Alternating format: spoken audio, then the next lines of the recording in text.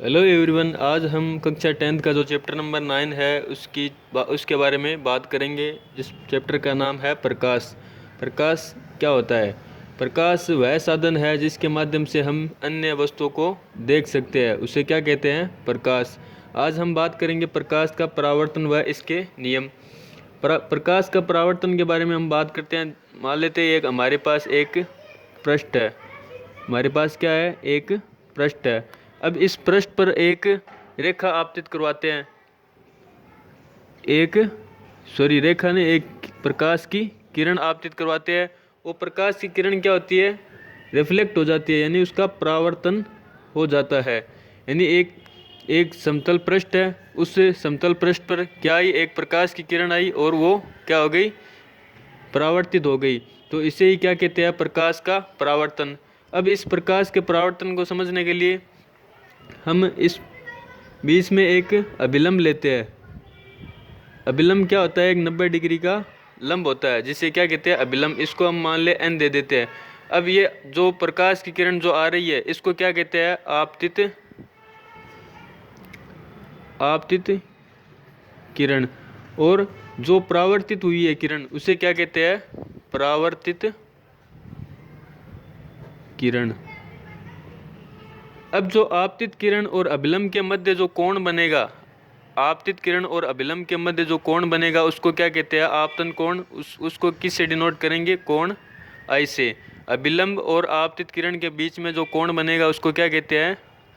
कोण आई, यानी आपतन कोण। और अभिलंब और परावर्तित किरण के मध्य जो कोण बनेगा, उसको क्या कहते हैं?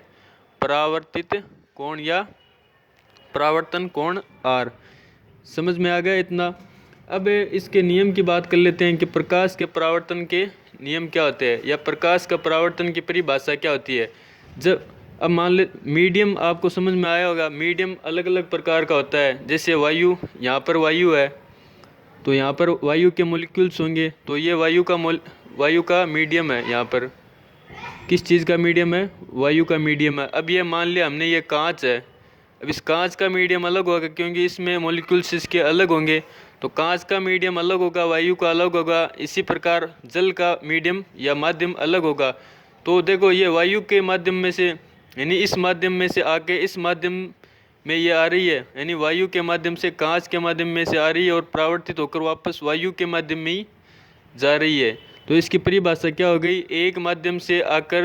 एक माध्यम से दूसरे माध्यम में आकर वापस उसी माध्यम में क्या है? ये प्रकाश की किरण वापस उसी माध्यम में लौट जाती है। इसे ही क्या कहते हैं? प्रकाश का परावर्तन। प्रकाश के परावर्तन के दो नियम होते हैं। पहला नियम जो होता है, इसमें जो आपतित किरण और परावर्तित किरण और अभिलंब तीनों एक ही तल में होते हैं, यानी ऊपर वाले तल में होते हैं। तो आपतित किरण कोमा परावर्तित किरण व अभिलंब तीनों क्या होते हैं? एक ही तल में होते हैं। यानी आपतित किरण, परावर्तित किरण और अभिलंब क्या होते हैं? तीनों एक ही तल में होते हैं। अब दूसरा इसका नियम क्या है? जो आपतन कोण है और परावर्तन कोण है, वो क्या होते हैं? एक दूसरे के बराबर, यानी कोण आई बराबर होता है कोण आर। जैसे ये कोण अगर 40 डिग्री है, तो ये कोण मान लिया 40 डिग्री है, तो ये भी कितना होगा? 40 ही होगा। समझ में आ गया? ये इसके आपतित किरण और परावर्तित किरण व इसके अभिलंब तीनों एक ही तल में होते हैं, और आपतन कोण और परावर्तन कोण एक दूसरे क्या होते हैं? इक्वल होते हैं। अब देख लेते हैं, प्रकाश का परावर्तन दो प्रकार से हो सकता है। एक तो प्रकाश का विसरित परावर्तन होता है, और एक होता है, देखते हैं इसमें, एक नियमित परावर्तन होता है और एक होता है विसरित परावर्तन। नियमित परावर्तन में क्या होता है? एक समतल पृष्ठ होता है, उसमें जो आने वाली जो किरणें हैं वो एक निश्चित दिशा में परावर्तित होती है। आने वाली जो किरणें होती है वो एक निश्चित दिशा में परावर्तित होती है। इस प्रकार के परावर्तन को क्या कहते हैं? नियमित परावर्तन। एक होता है विसरित परावर्तन।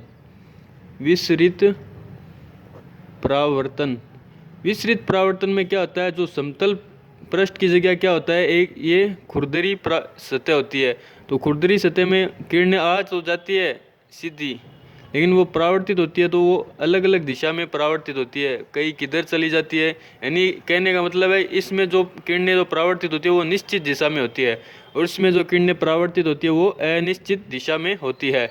इनको इस प्रकार से हम देख लेते हैं।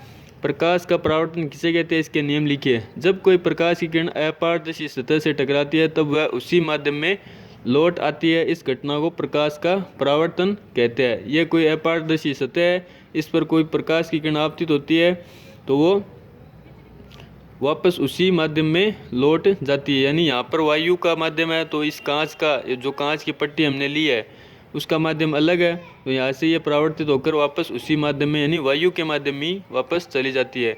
यह आपतन कोण है, ये परावर्तन कोण है और ये अभिलंब है। तो इसके परावर्तन के नियम क्या होते हैं, आपतित किरण, अभिलंब एवं परावर्तित किरण तीनों एक ही तल पर स्थित होते हैं और आपतन कोण और परावर्तन कोण सदैव बराबर होते हैं, अर्थात कोण I इक्वल टू कोण R।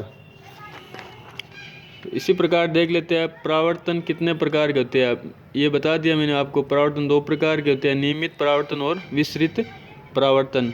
नियमित परावर्तन में क्या होता है, एक समतल सतह होती है, उसमें जो किरणें आती है यानी आपतित किरणें वो एक निश्चित दिशा में परावर्तित होती है, एक निश्चित दिशा में परावर्तित होती है। इसी प्रकार विसरित परावर्तन क्या होता है, इसमें जो सतह होती है वो खुरदरी होती है।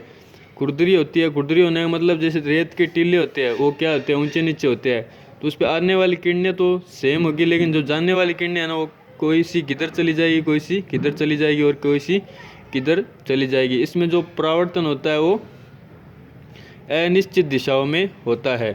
तो आज के लेक्चर में इतना ही, धन्यवाद।